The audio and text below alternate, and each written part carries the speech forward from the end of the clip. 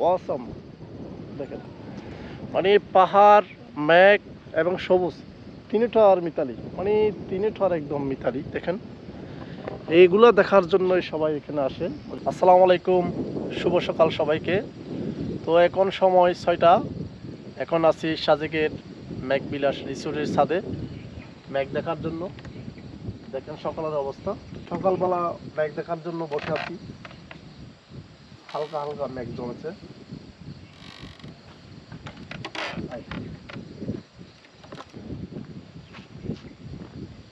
মিজোরাম সাইডে কিছুক্ষণ পর সূর্য উঠবে।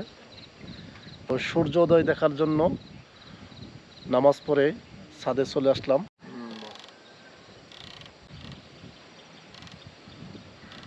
মেঘ, পাহাড়, সবুজের মিতালি দেখার জন্য সাজিকে আসছি। দেখেন অবস্থা মেঘের। পরে উঠতে অনেক ক্লান্ত। মসজিদ এটা অনেক উঁচুতে, একদম পাহাড়ের চূড়ায়। হেঁটে উঠছি, একদম ক্লান্ত হয়ে গেছি, অনেক দম নিতে পারতেছি না, এরকম অবস্থা।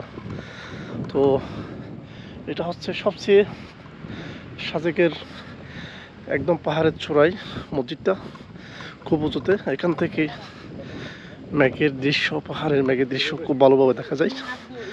আমি দেখাই আপনাদের। এই যে মেঘ পাহাড়ের উপর বাসতেছে, এরকম অবস্থা। তো মেঘ, পাহাড়, সবুজ দেখার জন্য আমরা এখানে ছুটে আসছি অনেক দূর থেকে। তো আজকে মানে সার্থক লাগতেছে নিজেকে, যে মেঘ দেখে। দেখেন অবস্থা।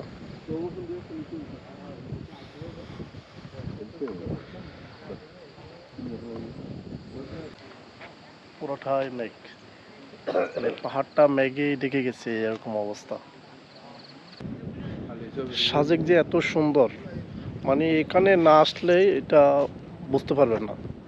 বিশেষ করে সকালবেলা এবং বিকেলের ভিউটা এখানে খুবই অসাধারণ। ওয়াসাম ওয়াসাম দেখেন, মানে পাহাড়, মেঘ এবং সবুজ তিনটার মিতালি, মানে তিনটার একদম মিতালি। দেখেন, এইগুলো দেখার জন্যই সবাই এখানে আসে, মানে দূর দূরান্ত থেকে একমাত্র যে এই মেঘের ভিউটা দেখার জন্য মানুষ এই সাজেকে আসে।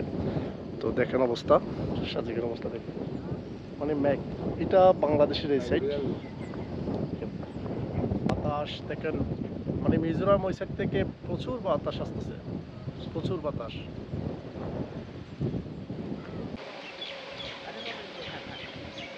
এটা সাজেকের love point, I love Sajek. তো সাজেক আসলে এই জায়গাটা যদি ছবি না তুলি, একটু একটু অপূর্ণ হয়ে যায়। অনেকক্ষণ ধরে সকালবেলা ঘুরলাম, মেঘ দেখলাম, পাহাড় দেখলাম, পাহাড়ের সবুজের বিরাম সৌন্দর্য দেখলাম। তো এখন ভিডিও শেষ করতে হবে। সাজেকের হেলিপ্যাড থেকে আপনাদের সবাইকে শুভেচ্ছা জানিয়ে আজকের ভিডিও এখানে শেষ করছি। সবাই ভালো থাকবেন, সুস্থ থাকবেন। আসসালামু আলাইকুম রহমতুল্লাহ।